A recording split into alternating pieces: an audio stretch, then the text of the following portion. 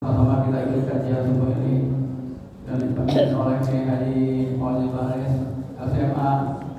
Allahumma sholli ala Muhammad. Bismillahirrahmanirrahim. Assalamualaikum warahmatullahi wabarakatuh.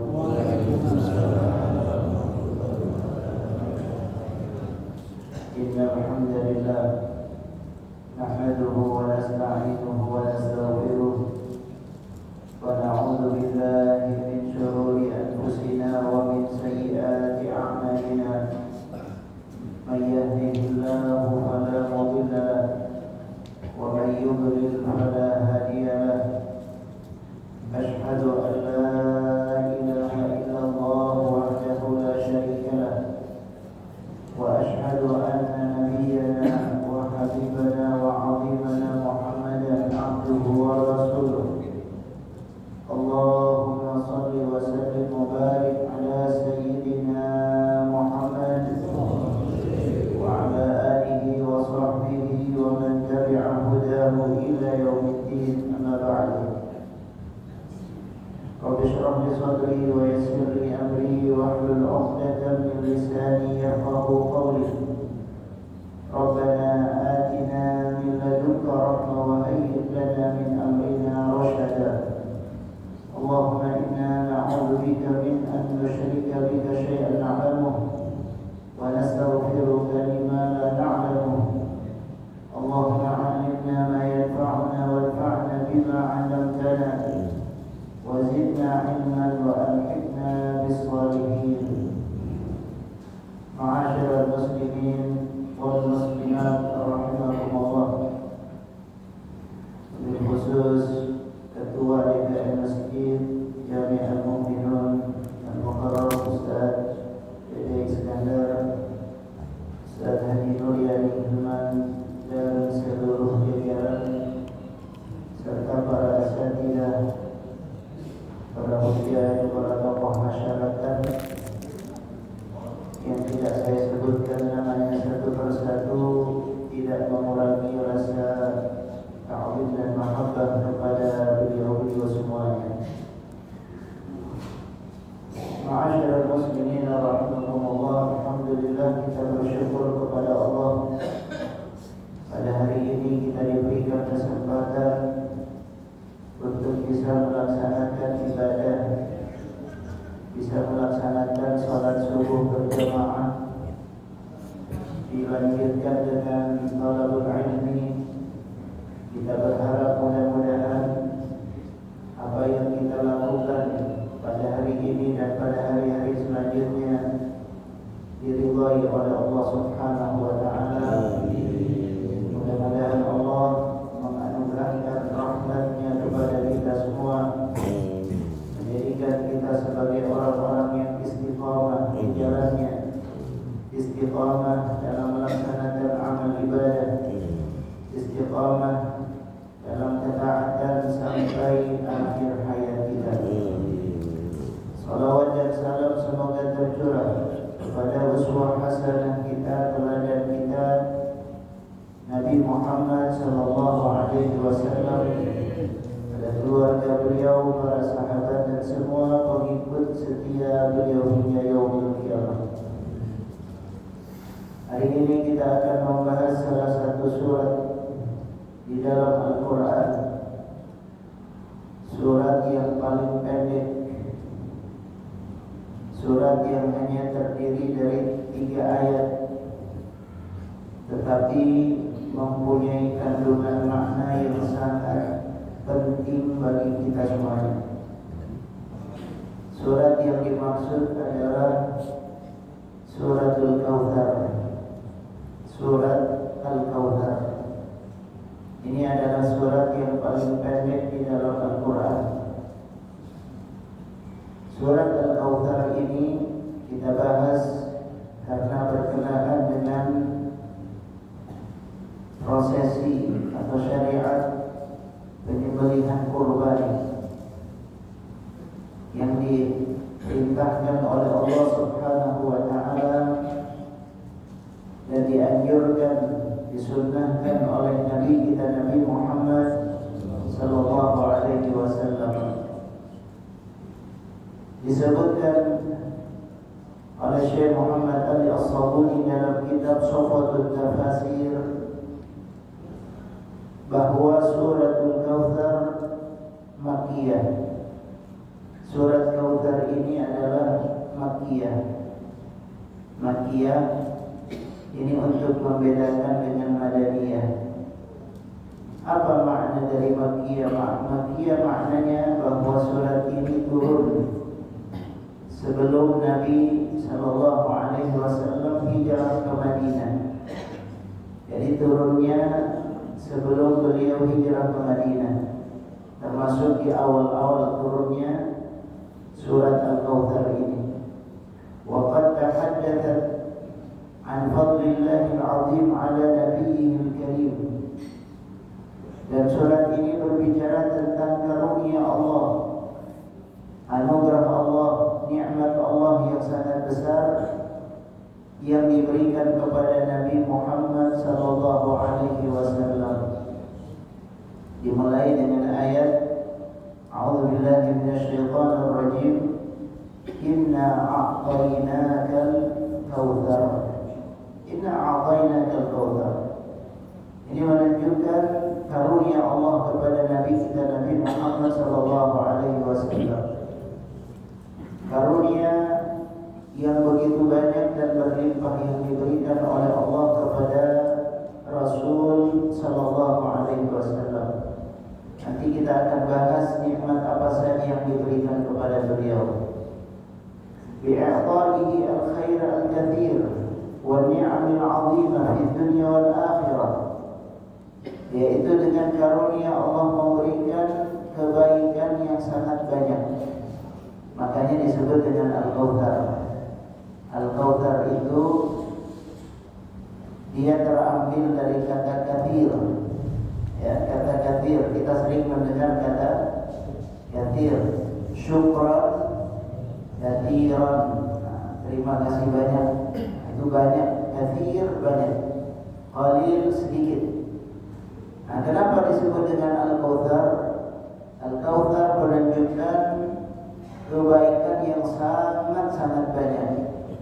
Jadi mubalaghah dari kata katsir. Karena saking banyaknya disebut dengan Kautsar, dengan Al-Kautsar. Jadi al-khair al-katsir wa ni'am al-'azimah fi dunya wal akhirah. Diberikan kepada beliau nikmat yang sangat besar di dunia maupun di akhirat. Nikmat yang sangat besar yang diberikan di dunia maupun di akhirat. Jadi nikmat yang diberikan kepada Rasul sallallahu alaihi wasallam sangat banyak. Wa minha nahrul kautsar. Di antara kenikmatan tersebut adalah Nahrul Kautsar. Apa itu Nahrul Kautsar? Nahrul Kautsar adalah nama sungai atau telaga di sorga.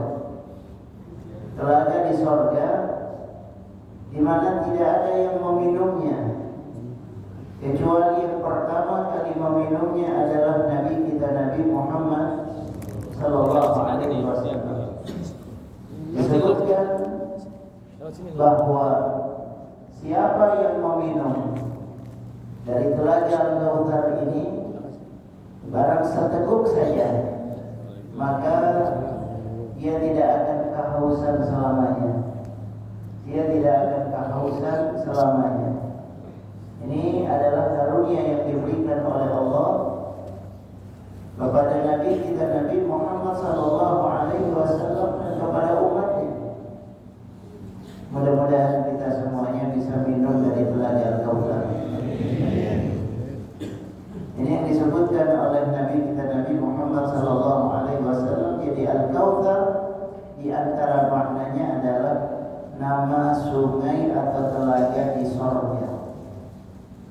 Nama sungai atau telaga di sorga. Kita nggak tahu rasanya, nanti dijelaskan oleh Nabi bagaimana gambaran tentang sungai tersebut. Wa ghairu dzalika min al-khairil 'azim al-'amim wa qad ar-rasul ila idamati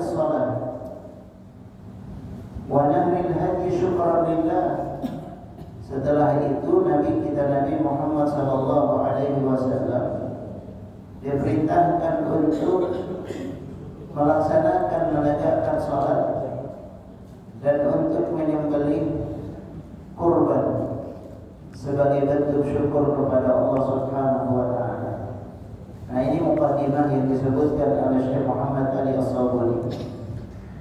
Wa khatamat as-surah bi bisyarah ar-Rasul sallallahu alaihi wasallam bi khizyi a'da'i. Kemudian sesudah itu surat ini ditutup dengan kabar, dengan informasi, dengan berita bahwa musuh-musuhnya nanti, yakni musuhnya Nabi, musuh umat Islam akan mengalami kekalahan. Bi khizyi a'da'i, mereka akan dihinakan oleh Allah.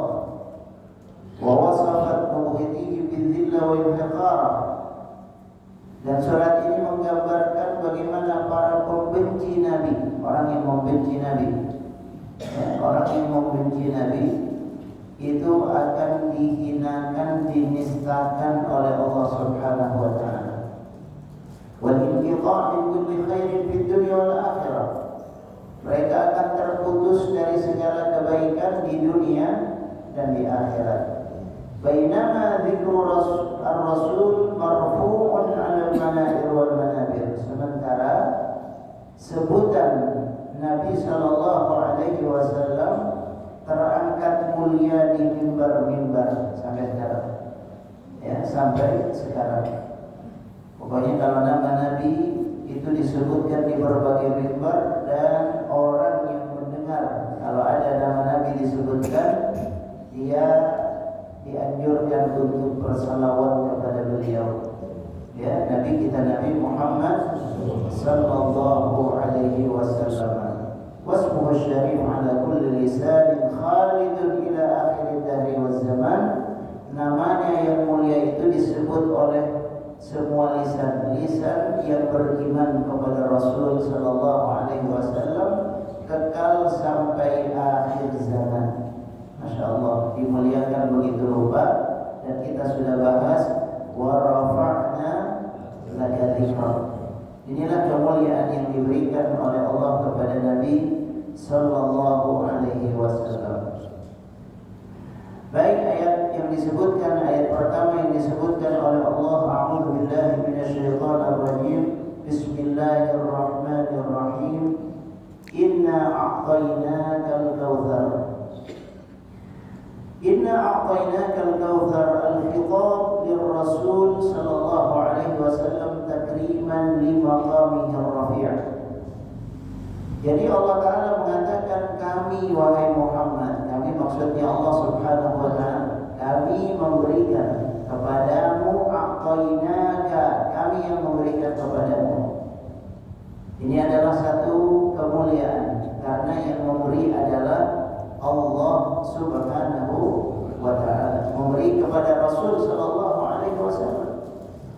Jadi kalau ada seseorang yang punya kedudukan lalu memberikan hadiah kepada kita, maka kita merasa terhormat. Semakin tinggi kedudukan orang tersebut, semakin terhormat kita. Apalagi yang memberi itu adalah Allah. Jadi Allah yang langsung memberi kepada Nabi kita Nabi Muhammad sallallahu alaihi wasallam disebutkan secara eksplisit, secara tegas.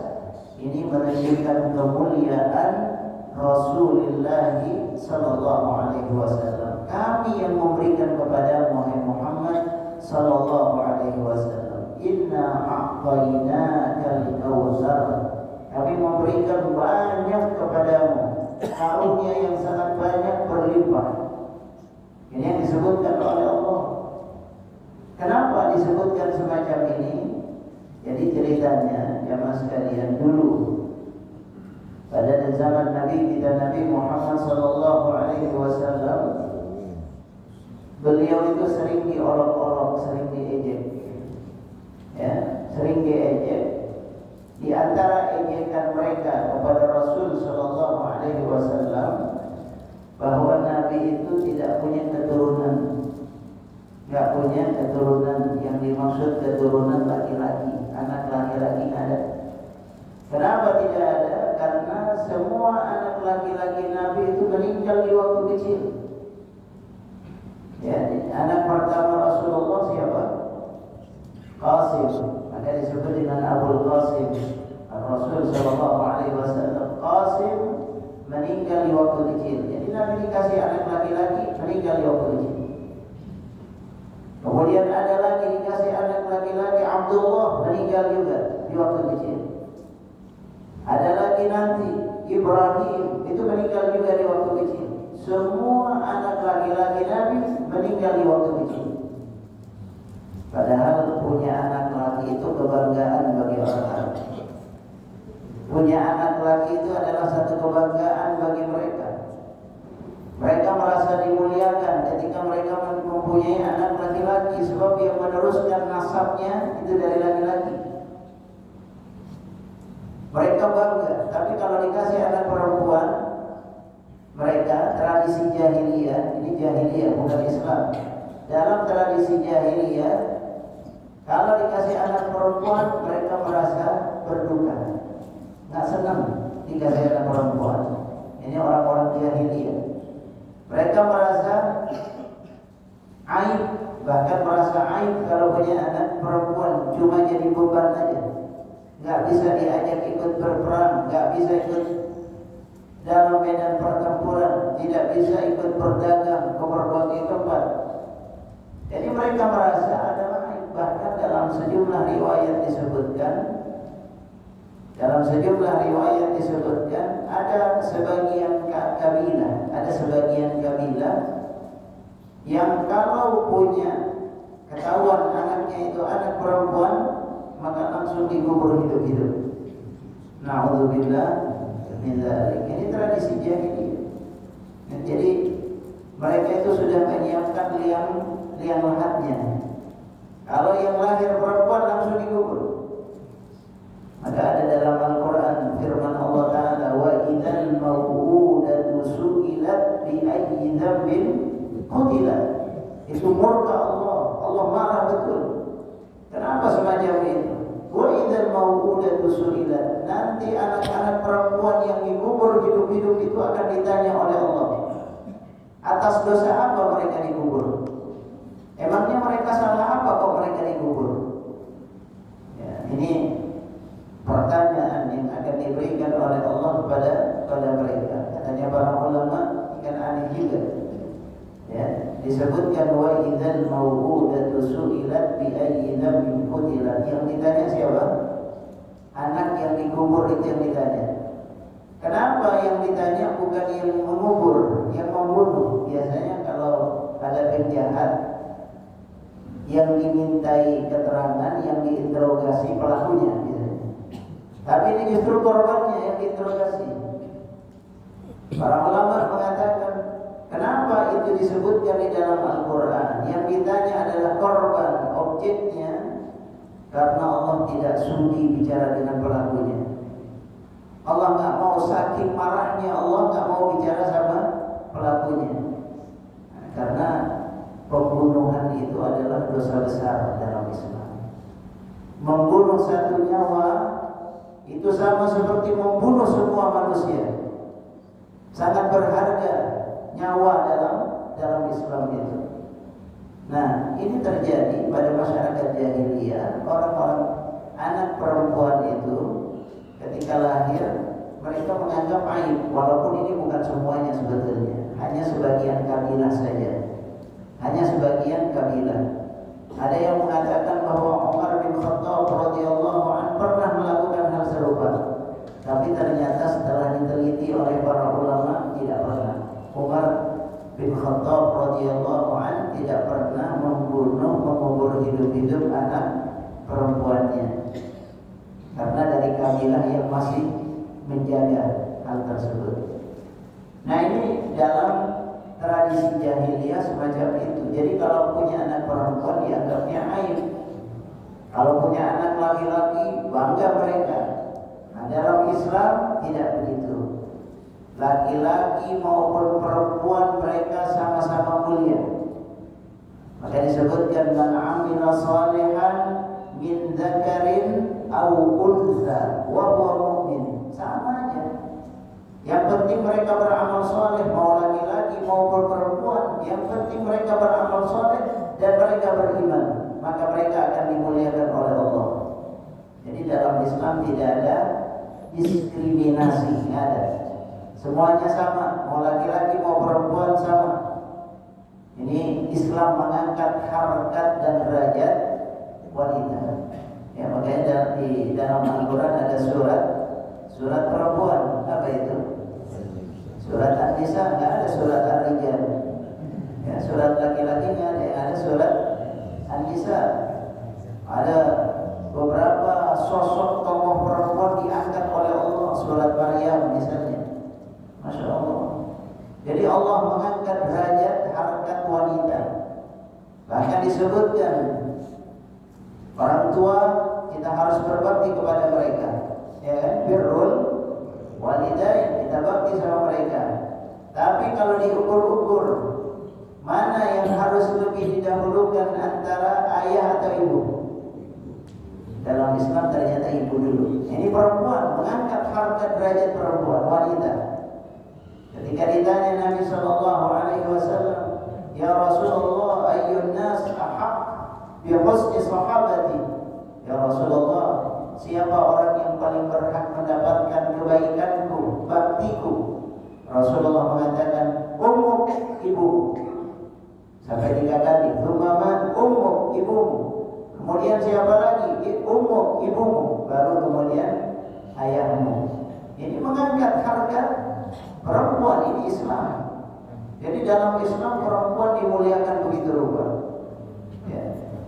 Bahkan kalau kita punya anak perempuan, sabar merawat anak perempuan sampai dia tumbuh besar. Nabi SAW mengatakan surga tempatnya.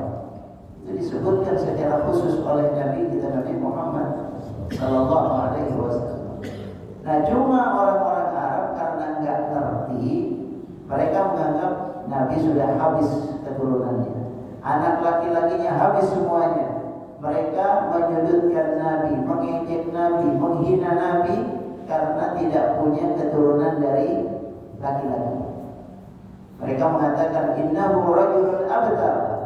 Nabi itu adalah manusia yang sudah terputus, ya, terputus nasabnya, habis nasabnya.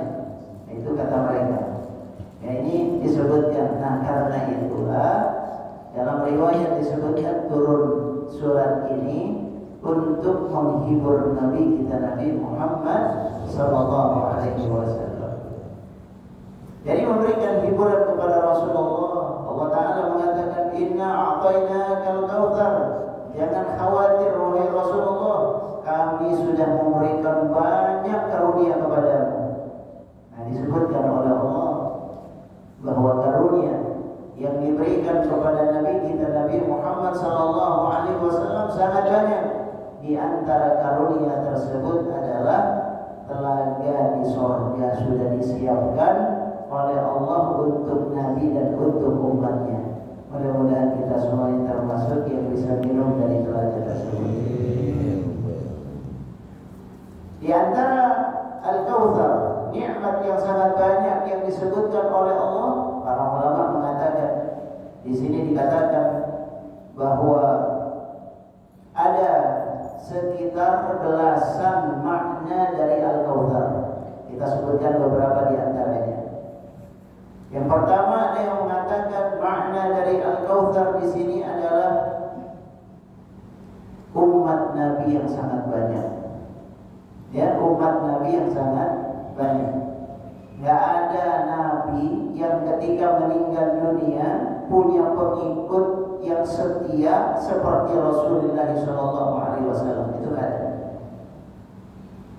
Para Nabi rata-rata ketika mereka meninggal dunia pengikutnya sedikit. Bahkan ada Nabi yang tidak punya pengikut. Bayangkan, ya. Nabi Musa alaihissalam cuma berapa orang? Itu pun pengikutnya, murid-muridnya bandel-bandel. Ya, susah diatur. Bani Israel susah diatur. Ya.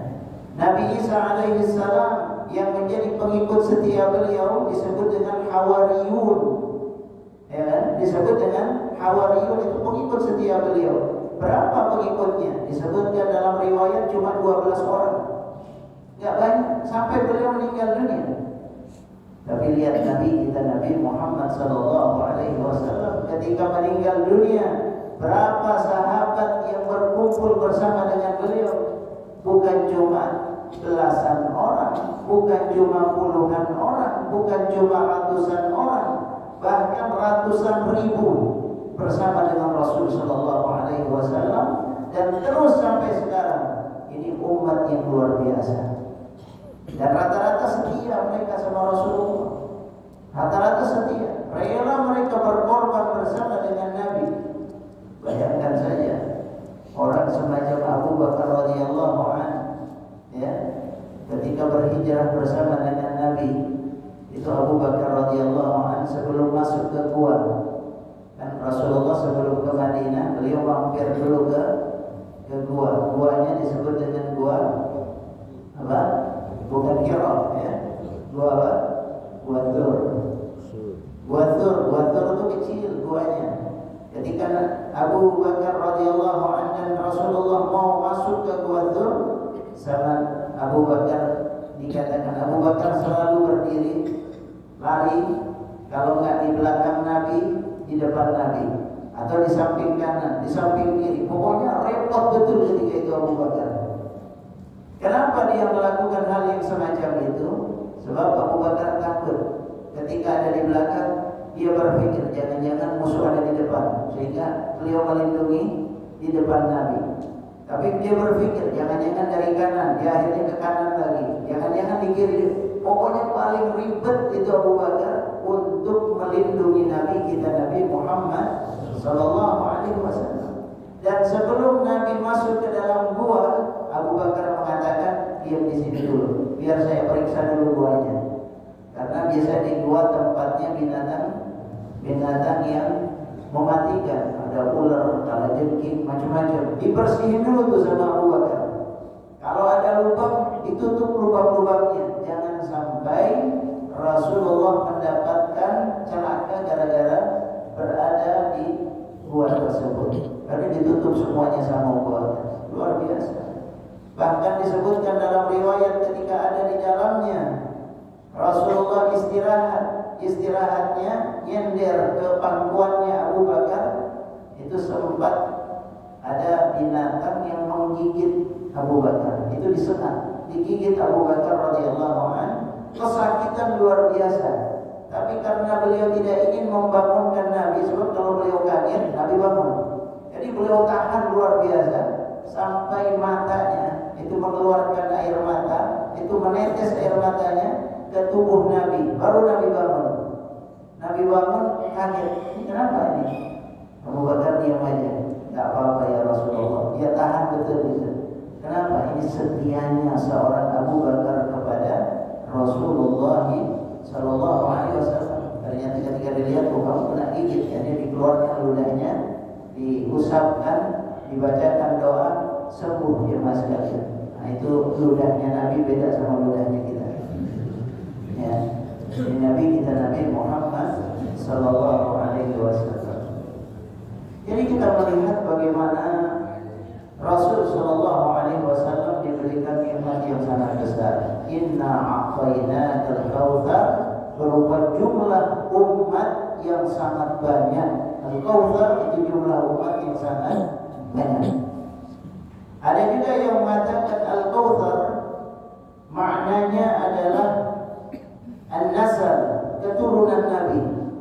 Jadi walaupun Nabi tak punya anak laki-laki yang sampai dewasa, meninggal di waktu kecil, tapi anak perempuannya itu sampai dewasa. Ya, ada di antara anak perempuan Nabi Shallallahu Alaihi Wasallam ada Zainab, ada Ummu Kulthum, ya. Dan yang sampai dewasa adalah Fatimah radhiyallahu anha, sampai Rasul Shallallahu Alaihi Wasallam meninggal dunia, Fatimah masih hidup. Ya, 6 bulan sesudah Rasulullah meninggal dunia, baru Fatimah juga meninggal dunia. Jadi sampai dewasa. Yang lainnya meninggal meninggal terlebih dahulu sebelum Rasulullah meninggal dunia.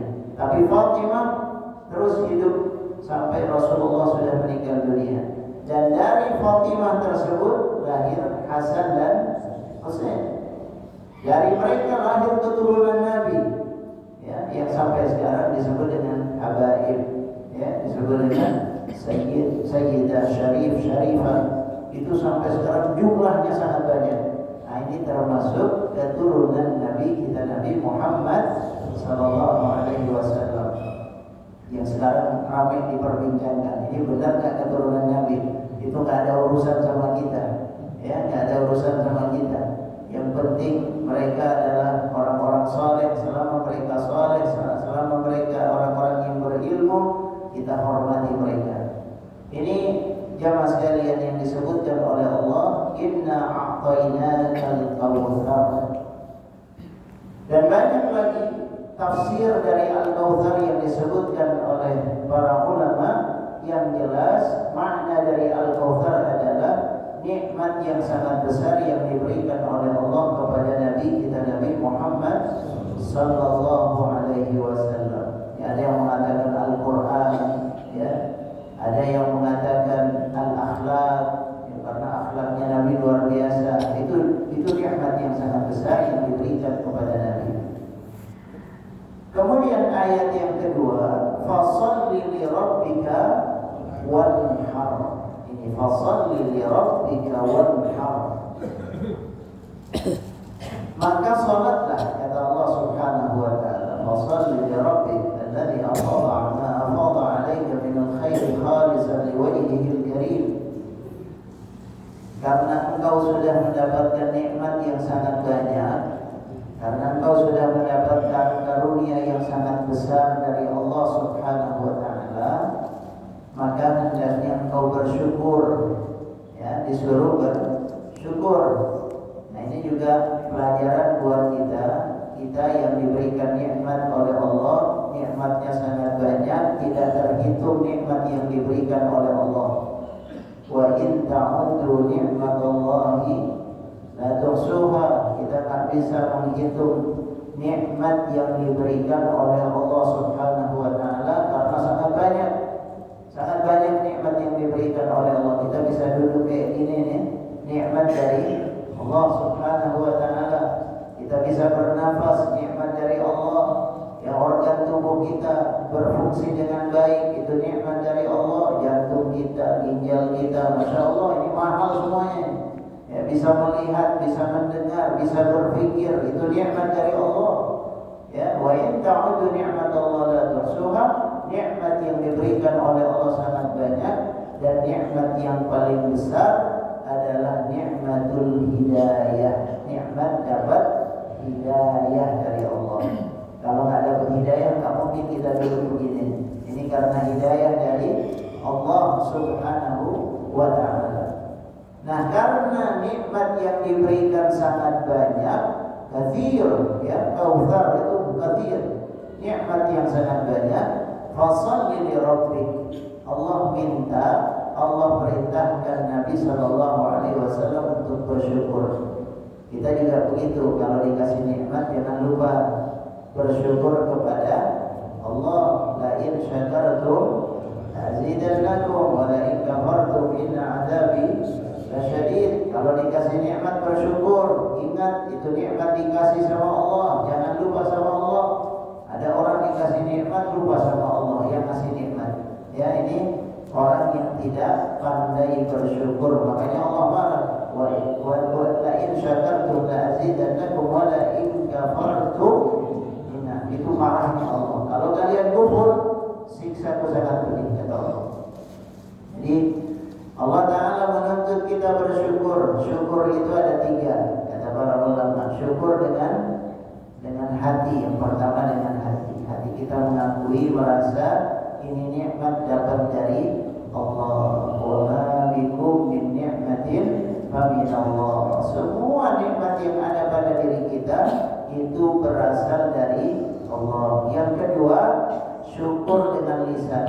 Nah, ini pentingnya mas sekalian. Kalau hati kita mengakui bahwa nikmat ini dari Allah, maka lisan kita mengucapkan hamdalah, alhamdulillah. Maka banyak-banyaklah kita mengucapkan hamdalah, alhamdulillah. Pokoknya terus mengucapkan hamdalah.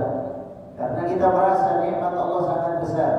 Alhamdulillah. Dan Allah senang kalau ada orang yang mengucapkan hamdalah, alhamdulillah. Yang ketiga yaitu bersyukur dengan anggota badan. Ya, nikmat itu dipakai buat taat, dipakai buat ibadah, dipakai untuk melakukan amal soleh. Dikasih sehat, sehatnya dipakai ibadah. Ya, dikasih uang, dikasih harta, dipakai buat sedekah, dipakai untuk kebaikan. Ya, pokoknya apa saja nikmat yang diberikan oleh Allah dipakai untuk sesuatu yang diridhoi oleh Allah. Nah, itu cara bersyukur. Maka disebutkan di sini oleh Allah, fasholli li rabbika wanhar.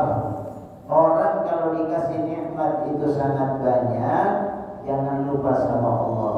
Maka sholat, ya, disuruh sholat. Fasholli li rabbik, ingat sama Allah, sholat. Ya, kerjakan sholat. Di antara sekian banyak amal soleh, di antara sekian banyak ibadah, yang tidak boleh dilupakan adalah sholat. Itu adalah amal pertama yang akan dihisab oleh Allah.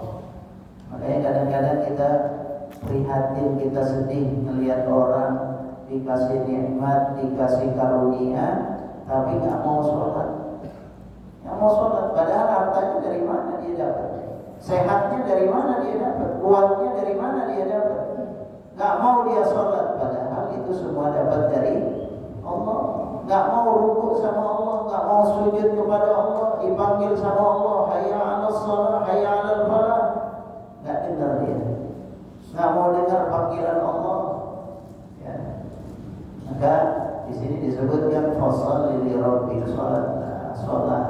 Ya, kalau dikasih nikmat itu melaksanakan sholat. Ini yang paling penting dalam hidup kita. Ya, kalau ada orang tidak mau sholat, celaka dia. Ya, itu sudah tanda, ya, tanda alamat bahwa seseorang akan celaka kalau dia meninggalkan sholat. Sebab sholat itu miftahul jannah, kunci surga itu lewat sholat nanti. Sesudah iman kepada Allah, tanda iman apa? Ya sholat. Nggak bisa dia mengaku beriman. Ada dulu yang mengatakan kepada ulama, bukankah ya kalimat la ilaha illallah itu adalah kunci untuk bisa masuk surga? Kata Sa'id ibn Musayyib rahimahullah, beliau mengatakan betul. Ya, kalimat tauhid la ilaha illallah kunci untuk masuk surga. Berarti kita sudah dapat dong, ya, karena kita sudah berikrar, kita sudah mengucapkan la ilaha illallah. Tapi katanya Sa'id bin Musayyib, sebentar dulu, setiap kunci itu ada giginya. Setiap kunci ada giginya, nggak ada kunci yang polos-polos saja, pasti ada giginya. Kata dia, kalau engkau datang membawa kunci yang ada giginya, bisa masuk surga. Tapi kalau enggak bisa. Ya, nggak bisa dipakai itu kunci. Demikian pula kalimat tauhid, kalau nggak ada buktinya nggak bisa dipakai, palsu itu kalimat itu. Ya, katanya para ulama, sama seperti orang, ya, kalau dia pegang uang asli, dia bisa beli apa aja. Kalau uangnya asli, ya, dia bawa uang 100.000, dia pergi ke warung, dia mesti belanja beras apa macam-macam, dia belanja. Tapi kalau yang dibawa itu uang palsu, kira-kira bisa buat belanja nggak? Nggak bisa buat belanja, bisa ditangkap dia. Begitu juga orang yang ngaku-ngaku beriman, mengucapkan kalimat tauhid, tapi palsu. Apa palsunya? Mau sholat aja enggak? Berarti palsu itu. Ya, kalau asli, maka dia mengerjakan sholat, mengerjakan ibadah. Itu kalimat tauhid yang asli. Ya, bukan yang palsu. Ya, mudah-mudahan kita tauhidnya asli semuanya. Kita berikrar betul la ilaha illallah sampai akhir hayat kita. Mudah-mudahan itu menjadi kalimat penutup dari kehidupan kita, man kana akhiru kalamihi la ilaha illallah dakhala al-jannah. Siapa yang kalimat terakhirnya la ilaha illallah, surga tempat dia. Mudah-mudahan kita semuanya min ahlil jannah. Tapi itu fasholli li rabbik, salat dulu. Makanya disuruh kita salat. Jangan tinggalin itu salat. Nabi disuruh salat. Tidak ada yang paling disenangi oleh Nabi kecuali salat. Ya, kata Nabi, wa ju'ilat qurratu 'aini fi shalah. Yang membuat hatiku senang itu salat, kata Nabi. Jadi Nabi itu kalau ada masalah, kalau ada problem, kalau ada kesulitan, itu solusinya salat. Sebab kalau salat curhat sama Allah, minta sama Allah, ya, minta kepada Allah, jalan keluar dikasih oleh Allah. Maka Nabi nggak pernah meninggalkan salat. Terus kita harus mengerjakan salat sampai akhir hayat kita. Ya, ini disebutkan fasholli li rabbik, maka salatlah untuk Tuhanmu. Wanhar, nah ini dia wanhar. Wanhar itu apa? Berkurbanlah. Para ulama mengatakan di sini wanhar al-ibil allati hiya khiyar amwalil arab syukran lahu ala ma ulaka rabbuka min al-khairat wal karamat. Disuruh berkurban sebagai bentuk syukur. Jadi ada dua, salat dan kurban. Nah, ini disebutkan kurban, teman sekalian, karena kurban itu adalah syiar sebagai hablum minan nas. Hablum minan nas. Biasanya dalam Al-Quran disebutkan wa aqimis shalah atau wa aqimus shalah wa atuz zakah, kan gitu. Ya, sering digandeng antara salat dan zakat. Kenapa? Karena kalau salat hablum minallah, hubungan kita dengan Allah, tapi zakat dengan sesama manusia, kita berbagi. Selalu begitu Al-Quran, selalu menggabungkan antara hablum minallah dan hablum minan nas. Karena seorang muslim tidak boleh hanya hablum minallah tapi lupa kepada manusia di sekitarnya, enggak boleh. Nah, begitu pula pada ayat ini suruh sholat dan suruh kurban. Kurban itu simbol bahwa kita berbagi dengan orang-orang di sekitar kita. Ya, habis dimulai kurban, jangan dimakan sendiri itu, harus dibagi-bagi sama tetangga, sama fakir miskin. Ada tata cara yang diajarkan oleh Nabi kita, Nabi Muhammad sallallahu alaihi wasallam. Wanhar, berkurban. Jadi ini perintah dari Allah. Sehingga dari sini para ulama terbagi dua. Ya, karena fasholli li rabbika wanhar, terbagi dua. Ada di antara mereka yang mewajibkan kurban, wajib kurban itu. Ya, berdasarkan ayat ini. Kenapa? Karena ayat ini bentuknya perintah. Ya, bentuknya perintah, fi'il amr. Kaedahnya dalam syariat, kalau bentuknya perintah berarti wajib, kecuali ada dalil lain yang membantahnya. Kalau ada dalil lain yang membantah, nah itu baru menjadi tidak wajib. Tapi selama tidak ada dalil lain, maka hukumnya adalah wajib. Ya. Nah, ini pendapatnya siapa? Pendapatnya Imam Abu Hanifah. Imam Abu Hanifah mengatakan kurban itu wajib, apalagi diperkuat dengan sabda Nabi kita, Nabi Muhammad sallallahu alaihi wasallam. Nabi pernah bersabda, "Man kana lahu sa'atan, man kana lahu sa'atun wa lam yudhi, fala yaqrabanna musallana." Siapa yang punya kelapangan rezeki, punya kemampuan, punya kecukupan, tapi dia tidak mau berkurban, jangan dekat-dekat dengan tempat sholat kami. Itu ancaman dari Nabi kita, Nabi Muhammad sallallahu alaihi wasallam. Yang punya kecukupan rezeki, kelapangan rezeki, tapi dia tidak mau berkorban, jangan dekat-dekat dengan tempat sholat kami. Di tempat sholat maksudnya musallana. Musalla ini tempat sholat Id. Yang dimaksud adalah tempat sholat Id, ya, musallana. Nah, ini dari sini Imam Abu Hanifah mengatakan berarti wajib. Ya, Al-Qur'an yang mengatakan fasholli li rabbika wanhar, perintah. Nabi mengancam bagi yang mampu tapi tidak berkorban,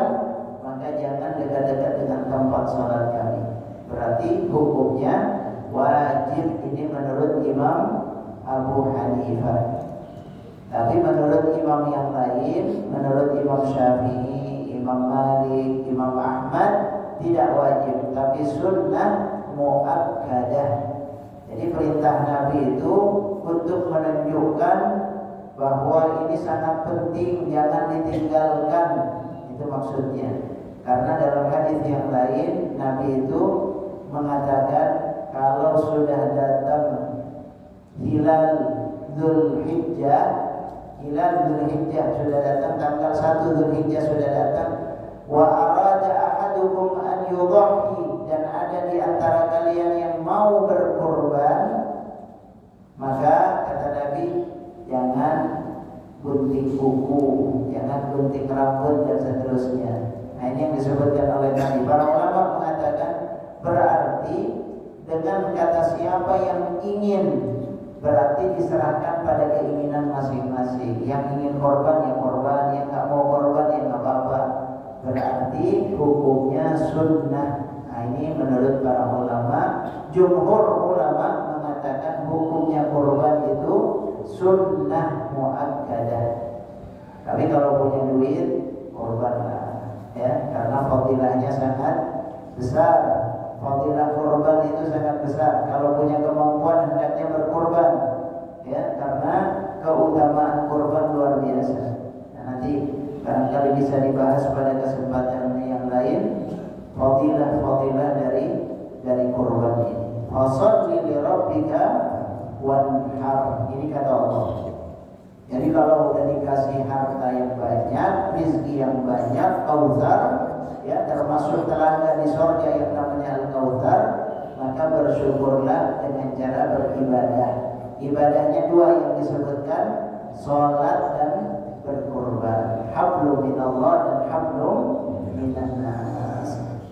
Ayat yang ketiga, inna syani'aka huwal abtar, itu maknanya inna mubghidaka ya Muhammad, orang yang benci kepadamu. Syani'aka itu maksudnya yang benci kepada Rasulullah, yang menghina Nabi, mengolok-olok Nabi, mencela Nabi, menentang Nabi, memerangi Nabi, menzalimi Nabi. Pokoknya yang benci kepada Nabi, inna syani'aka huwal abtar, itulah orang yang terputus kebaikannya, kata Allah. Mereka yang justru terputus, dan mereka awalnya mengatakan Nabi yang terputus karena tidak ada keturunan anak laki-laki. Allah mengatakan yang terputus itu mereka sebetulnya. Karena kalau mereka melakukan perbuatan yang menjurus kepada dosa dan maksiat, apalagi menentang Nabi, maka tidak ada kebaikan buat dia. Nah, ini juga contoh pelajaran buat kita. Jangan sampai kita membenci Nabi, membenci keluarga Nabi, itu jangan sampai. Kenapa? Karena bahaya. Ini disebutkan abtar, terputus keberkahan dan kebaikannya. Allah tidak akan berikan kebaikan. Nah, ini makanya kita harus cinta kepada Nabi kita, Nabi Muhammad Sallallahu Alaihi Wasallam. Kita ikuti sunnah-sunnah beliau, kita ikuti tuntunan beliau. Mudah-mudahan kita selamat dunia dan akhirat. Nah, ini 3 ayat yang disebutkan oleh Allah. Inna a'tainaka al-kautsar fasholli li rabbika wanhar inna syani'aka huwal abtar. Mudah-mudahan kita semuanya bisa mengambil faedah, mengambil pelajaran dari surat ini. Semoga kita termasuk orang-orang yang beruntung dunia dan akhirat. Ini pembahasan kita, kita cukupkan sampai di sini. Kalau ada yang mau bertanya silakan. Sebelum kita tutup. Izin